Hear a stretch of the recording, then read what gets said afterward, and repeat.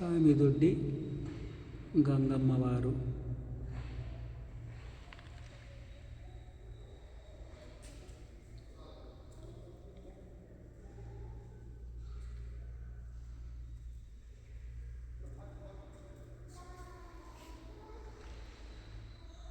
అమ్మవారి శిలా ప్రతిమ.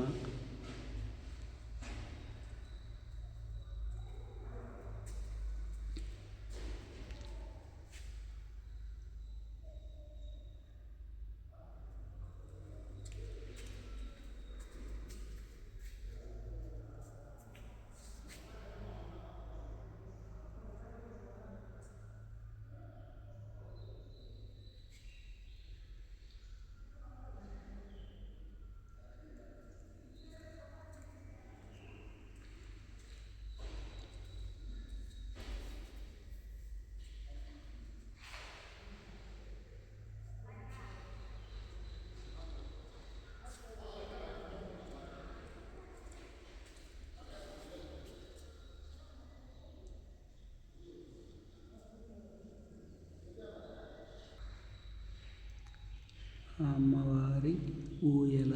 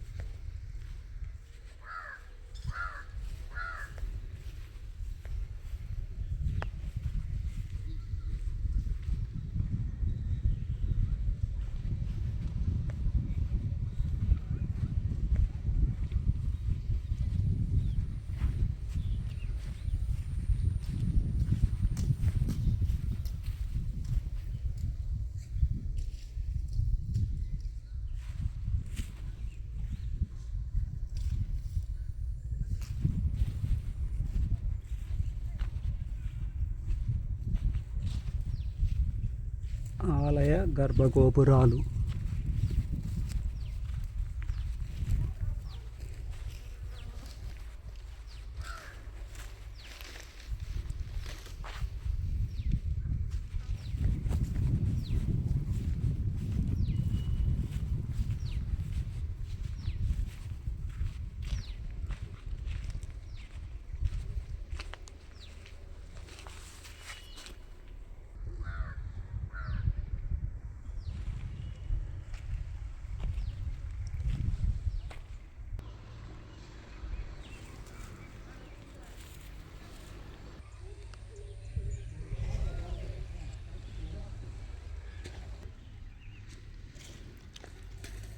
శ్రీ కామిదొడ్డి గంగమ్మ దేవాలయం. దొడ్డి అనగా జనావాసంతో కూడిన పశువులు లేదా గొర్రెల నివాసం కాగా ఇక్కడ కామన్న అను కురబ కులస్తులు తలస్తుడుగా గ్రామం నిర్మించి గొర్రెల దొడ్డి కట్టుటచే కామన్న దొడ్డి కామిదొడ్డిగా కామిదొడ్డిపల్లిగా జనవాడుకైనది.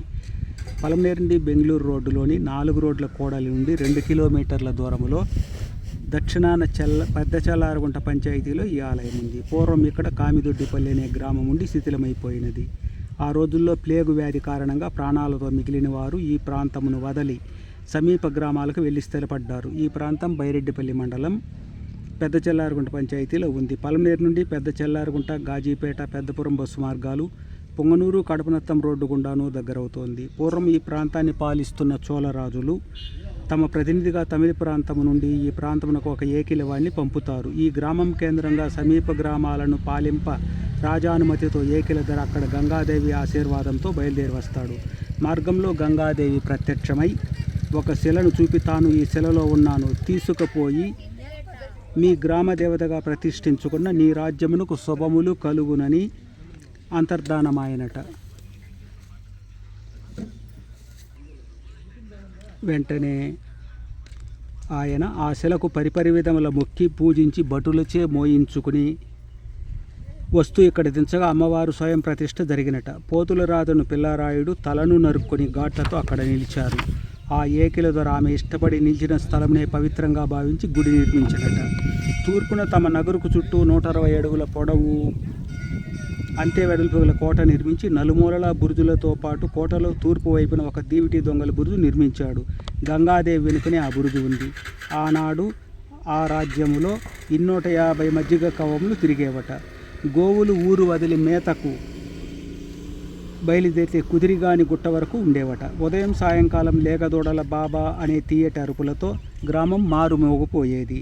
మనుషులకు పశువులకు వచ్చే అంటురోగాలకు అమ్మవారికి పూజ చేసిన పత్రి బండారుతోనూ కుంభకూడుతోనూ తీర్థములతోనూ మటుమాయం అయ్యేవట.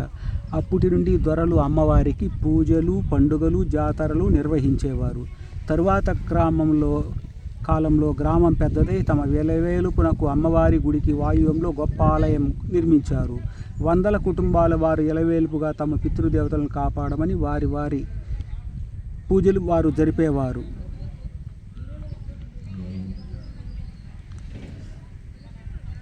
తరువాత కాలంలో గ్రామం శిథిలమైనప్పుడు జనం ఎక్కడెక్కడికో వెళ్ళిపోయి ఆలయంలో పూజలు ఆగిపోయి ముండ్ల పొదలు మొలచి నిధుల దొంగల తవ్వకాలతో శిథిల దశకు చేరినది. ఈ గ్రామ సమీపంలో మరో 2 గ్రామాలు శిథిలమై 170 సంవత్సరాలు అయినది.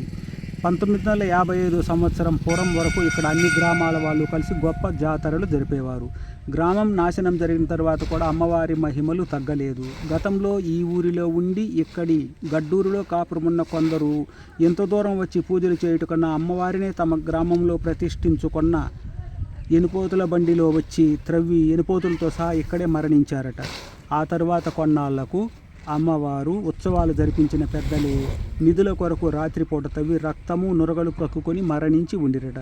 పెద్ద మనుషులే మరణించుటచే గ్రామాల్లో కలవరం మొదలై గంగ జాతర చేయటంలోనే ఏదో ప్రమాదమో అమ్మవారు కోపించటమో జరుగుతోందని నమ్మి తరువాత పండుగలు జరపలేకపోయినారు. గంగ జాతర జరిగి 2001 సంవత్సరం నాటికి 45 సంవత్సరాలు అయింది. కానీ కోరిన వరములను నొసగే గంగను పూజించిన అందరికీ యథాప్రకారము వరములు ఇస్తూనే ఉన్నది. అలా మేలు జరిగిన భక్తులందరూ కలిసి తిరిగి అమ్మవారికి ఘనంగా వేడుకలు జరప కూడగట్టుకుని 2001 సంవత్సరం మే నెలలో మొదటిసారిగా జాతర జరిపించారు. ఎవరు మరణించుట కానీ కష్టములు కానీ కలగటం లేదు. సరికదా మేలే జరిగినది. మరింత అభివృద్ధి చేయదలిసి అమ్మవారి కృపకు పాత్రులైన భక్తులు 2002 సంవత్సరంలో అండపిండ బ్రహ్మాండ వేడుకలతో అంగరంగ వైభవముగా జాతర జరిపించారు. ఇది జిల్లాలోనే గొప్ప జాతర. ఇప్పుడు అక్కడ అమ్మవారికి నూతన ఆలయం నిర్మించారు. ఈ ఆలయం 15 అడుగుల పొడవు వెడల్పులు కలిగి 39 అడుగుల ఎత్తైన గోపురంతో దేవతల దేవాంగనల శిల్పములతో నిర్మించబడినది. పంచలోహయ కలశంతో అలంకరించబడింది. ఉత్తరాన అంతే పొడవు వెడల్పులు ఎత్తుగల గోపుర గర్భంలో అమ్మవారు కొలువై ఉన్నారు. దక్షిణపు గర్భగుడిలో గంగమ్మ తల్లి ఐశ్వర్యపీఠంపై సింహవాహనంపై ప్రసన్న వదనంతో శిలా విగ్రహ రూపంలో కొలువై భక్తుల కోరికలు తీర్చి పూజలు అందుకుంటున్నారు. ఈ గర్భాలయాలను కలుపుతూ 60 అడుగుల పొడవు అంతే వెడల్పు కలిగిన రంగమండపము, ప్రవేశ మండపములు అనుసంధానించబడినవి.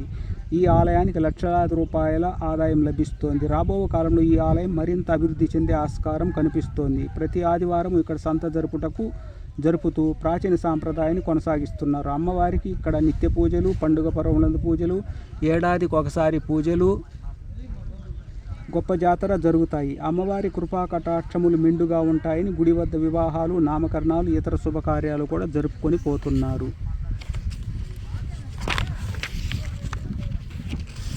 ఈ జాతరలో పాలు పంచుకుంటున్న తాతిరెడ్డిపల్లి, ఉల్లికుంట, మార్లపల్లి, జేఆర్ కొత్తపల్లి, కానాల ఇండ్లు, చిన్న చెల్లారగుంట, పెద్ద చెల్లారగుంట, జాలారిండ్లు, కుమ్మరగుంట, చుక్కోంతోపు గ్రామాలు మరియు లక్షలాది మంది భక్తులు దర్శించుకొని అమ్మవారి కృపకు పాత్రులవుతున్నారు.